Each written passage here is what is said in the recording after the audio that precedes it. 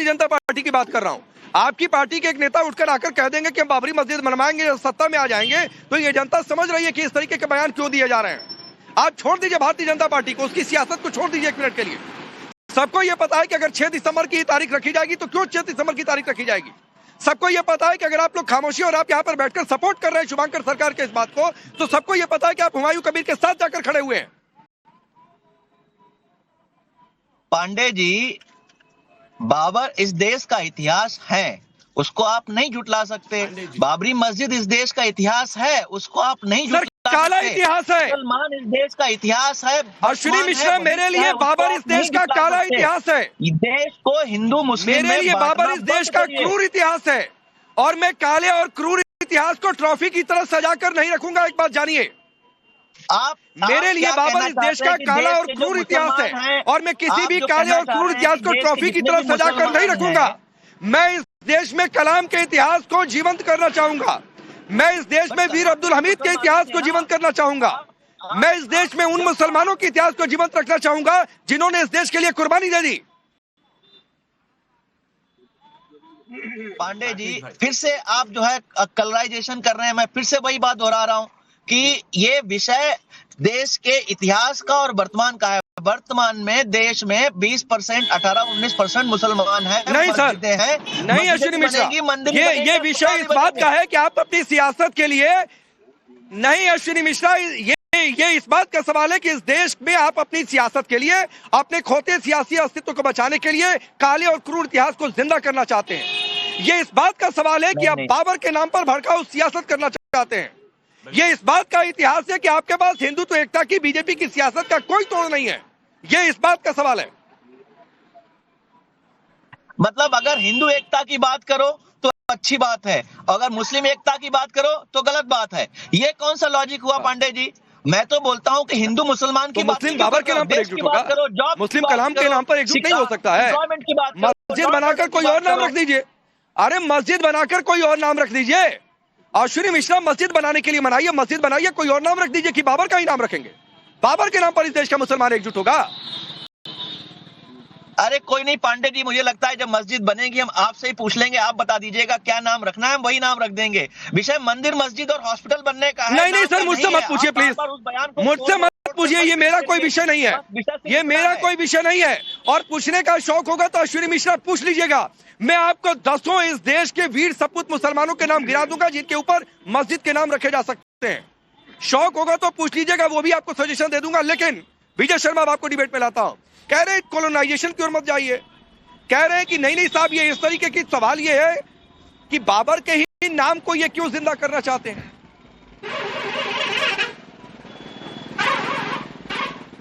राकेश जी, आप मुझे बताइए, ये संयोग है या प्रयोग है? बाबरी मस्जिद नाम रखते हैं उसका और 6 दिसंबर को ही रखते हैं।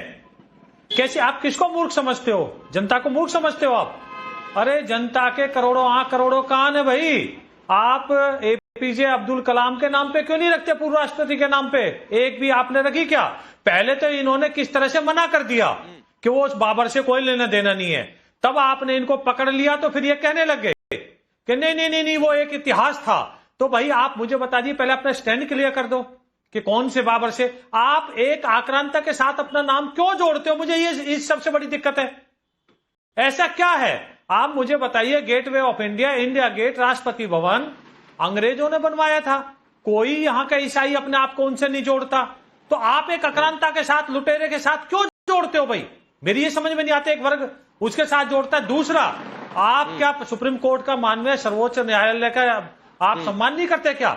जब एक सुप्रीम कोर्ट का आदेश आ गया, उसके बावजूद आप इस तरह की बातें कर रहे हो, देश को तोड़ने की बातें कर रहे हो, समाज को तोड़ने की बातें कर रहे हो, और हिंदू मुस्लिम का आरोप हमारे पर लगा रहे हो। हिंदू मुस्लिम आप कर रहे हो प्योर तरीके से। आपने अभी बयान सुना क्या ओवैसी की पार्टी के वारिस पठान का? क्या कह रहे थे कि बाबरी मस्जिद हमारे लिए जिंदगी भर जिंदा रहेगी। आप मुझे बताइए, वो सुप्रीम कोर्ट का किस तरह से सम्मान? ये सम्मान है या अपमान है?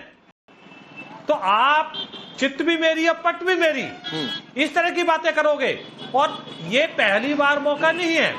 सैकड़ों बार मुस्लिम संगठनों की तरफ से, जो कट्टरवादी संगठन है, उनकी तरफ से मांगे उठती रही हैं, कहते रहे हैं वो वो ना देश ठीक। के संविधान को मानते हैं, ठीक है। ना देश के आस्था ठीक। रखते हैं सम्मान उसमें संविधान में, सिर्फ अपनी बातें करते हैं। और आप किस तरह से बेशर्मी के साथ उनको बचाने में लगे हो। आप निंदा ठीक है। कीजिए आदिल हसन। राहुल गांधी जी से, मांग आदिल कीजिए हसन, कि राहुल आदिल हसन। गांधी जी एक बयान दे कि हम इस चीज की कड़ी निंदा करते हैं। जी हाँ ठीक है। आदिल हसन, अगर ये कहा जा रहा है जो विजय शर्मा भी कह रहे हैं, जो वारिस पठान ने भी कही है, जो मेरे हिसाब से तो वैसी भी इस बात का जिक्र करते हैं कि मेरे लिए तो वहां पर बाबरी मस्जिद थी और कयामत तक रहेगी, तो मतलब राम मंदिर नहीं है, वो आपको दिखाई नहीं दे रहा है राम मंदिर, ध्वजारोहण कहीं और हो गया है, ये सब गलत है। राकेश भाई, हमने कहा ये हमारा फेथ है कि जहां पर मस्जिद थी वहां मस्जिद रहेगी, क़यामत के सुबह तक वो जगह मस्जिद की रहेगी, हमारा फेथ है। हमने बार बार ये वर्ड भी बोला, ये हमारा फेथ है कि जहां मस्जिद बनती है वो मस्जिद क़यामत के सुबह तक रहेगी और मस्जिद को क़यामत के दिन उठा लिया जाएगा, ये हमारा फेथ है। हम फेथ की बात कर रहे हैं।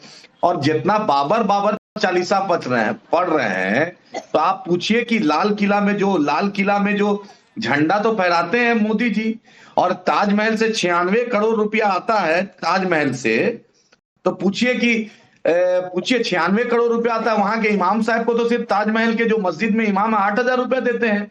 डोनाल्ड ट्रंप आते हैं तो योगी उसी ताजमहल का फोटो देते हैं। और भाजपाइयों से पूछिए कि पुष्पा मित्रा सांगा कौन है, इनका दूल्हा भाई था क्या, जिन्होंने मंदिरों को लूटा, मंदिरों को तोड़ा? पुष्पा सांगा मित्रा, पूछिए भाजपाइयों से कि इनके दूल्हा भाई थे, इनके जीजा जी थे। पुष्पा मित्रा सांगा के बारे में मुंह से बकार नहीं निकलता है इन भाजपाइयों को, हिम्मत नहीं है पुष्पा मित्रा सांगा के बारे में। अरे राकेश जी, बदतमीज इंसान को ये जीजा कौन होता है? जीजा तुम्हारा होगा जो डिप्टी सीएम जीजा आप बनाते हो, किसकी आप ये कौन बदतमीजी की बात कर रहे हो? आपको तहजीब नहीं है बात करने की? Deputy CM. अरे जीजा कौन होता है? जीजा आपके होंगे, आप बनाते हो जीजा। आप एक अग्रांताओं को जीजा बनाने का काम आपका है। जीजा बनने नवाज शरीफ क्या बिरयानी खाने जाते हो? मेरे बतलाओगे? एक मिनट, सबकी आवाज डाउन करिए, पीसीआर सबकी आवाज डाउन करिए। आप लोग नेशनल चैनल पर है। आदिल प्लीज, कौन किसका जीजा कौन किसका दूल्हा ये देखने के लिए डिबेट में आते हैं क्या? मैं पूछूं बाबर किसका दूल्हा था, ये कोई बात है क्या? बाबर को ऐसे सिर माथों पर बिठा कर रखा जाता है, कोई बात है क्या? प्लीज सभी शब्दों का ध्यान रखें। आप सबकी आवाज ऑन एयर है। आदिल अपनी बात रखिए। पूछिए दिव्या कुमारी जो डिप्टी चीफ मिनिस्टर है वो किसकी वंशज है? उसने अकबर का साथ दिया, उनके बाप दादाओं ने। भाजपा ने उनको क्यों डिप्टी सीएम बनाया? और पुष्पा मित्रा सांगा जिसने मंदिरों को लूटा, जिसने मंदिरों को तोड़ा, उस पर भाजपा के मुंह से बकार नहीं निकलता है। भाजपाइयों की औकात नहीं। और नवाज शरीफ क्या बिरयानी खाने